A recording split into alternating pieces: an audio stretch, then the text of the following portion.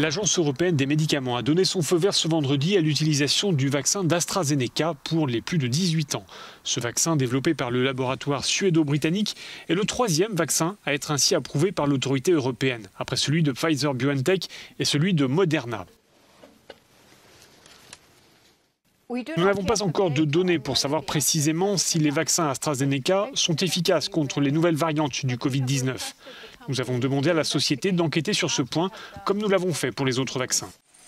Ce feu vert intervient alors que le groupe pharmaceutique subit depuis plusieurs jours les foudres des dirigeants européens suite à l'annonce de retard de livraison. Pour mettre la pression sur le laboratoire, Bruxelles a publié le contrat signé avec AstraZeneca. Un document dans lequel le groupe pharmaceutique s'engage, je cite, à déployer ses meilleurs efforts raisonnables pour produire le vaccin sur les sites de fabrication en Europe.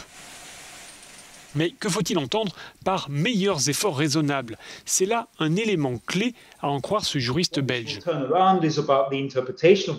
Pour cette expression, meilleurs efforts raisonnables, chacun peut y aller de son interprétation, dit-il. Le contrat mentionne les sites de fabrication dans l'Union européenne, incluant ceux du Royaume-Uni. C'est là un point qui peut donner lieu à des interprétations. Et la question sensible est de savoir si AstraZeneca a effectivement fait marche arrière concernant les fameux meilleurs efforts raisonnables pour approvisionner l'Union européenne. En août dernier, Bruxelles a précommandé 400 millions de doses de ce vaccin. Mais il y a une semaine, le groupe pharmaceutique a annoncé que seul un quart des livraisons pourraient être assurées au premier trimestre.